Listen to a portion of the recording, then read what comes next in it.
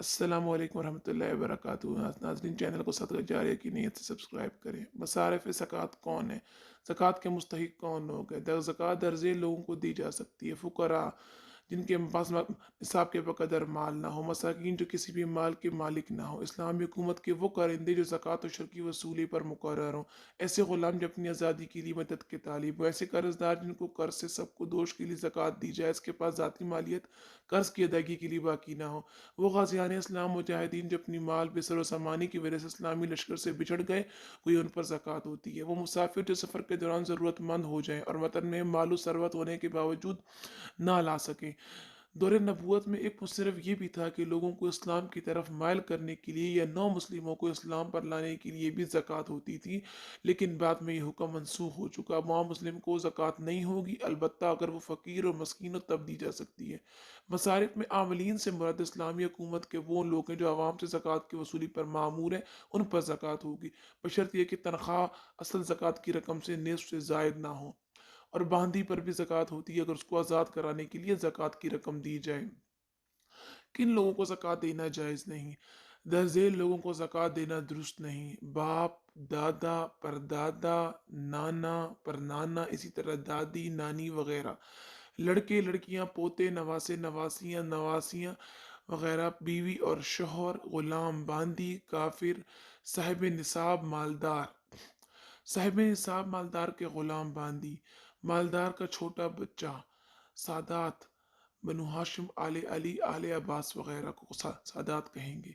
बनु हाशिम के आज़ाद करदा ग़ुलाम, बांदी, इन पर ज़कात नाज़िल, इन सबको ज़कात नहीं दी जा सकती। ज़कात में एक फ़कीर को बैक वक़्त कम अज़ कम कितना माल दिया जाए? बैक वक़्त एक फ़कीर को इतनी मिक़दार देना मुस्तहब है कि दिन भर किसी से सवाल करने का मोहताज ना रहे और वो मिक़दार इसके लिए और इसके अहल व अयाल के लिए काफ़ी हो। एक फ़कीर को बैक वक़्त मुकम्मल निसाब का मालिक बनाना मकरूह है। एक फ़कीर को यकमुश्त इतना माल देना कि वो साहिब निसाब हो जाए बेहतर नहीं है। अलबत्ता अगर वो मक़रूज़ हो और कर्ज़ की अदायगी के लिए बड़ी रकम दी तो हर्ज नहीं। नाज़रीन, अब करीबी रिश्तेदारों की बात करते हैं। करीबी रिश्तेदारों को ज़कात देना। करीबी रिश्तेदार जिनमें वलादत और ज़ौजियत का रिश्ता ना हो, ज़कात के अहम मुस्तहक़ीन में से हैं। इनको ज़कात देने में दुगना सवाब मिलता है, जिनमें आपकी वलादत और ज़ौजियत का रिश्ता ना हो। एक ज़कात का दूसरे सिला रहमी और क़राबत का मतलब 2 सिले मिलते हैं। वाज़ेह रहे कि बाप, दादा, औलाद और शौहर, बीवी के अलावा सब बाकी रिश्तेदार मसलन बहन, भाई, चचा, फूफी, मामू और भांजे वगैरह सब पर ज़कात देना दुरुस्त है, बल्कि अफ़ज़ल है। ईद के अनवान से ज़कात। ईद के अनवान से मुस्तहक़ ज़कात हज़रात को ज़कात की रकम देने से भी ज़कात अदा हो जाती है। फ़कीर समझकर ज़कात दी, बाद में पता चला कि वो मालदार है। नाज़रीन, ये सवाल बड़ा उठता है, अगर किसी शख्स ने अपनी ज़कात किसी शख्स को फ़कीर समझ कर दी, मसलन वो शख्स फ़ुक़रा की लाइन में खड़ा था या फ़कीरों जैसा हुलिया उसने अख्तियार कर रखा था, बाद में तहक़ीक़ से मालूम हुआ कि लेने वाला शख्स मुस्तहिक़ ज़कात ना था, तो देने वाले की ज़कात अदा हो गई।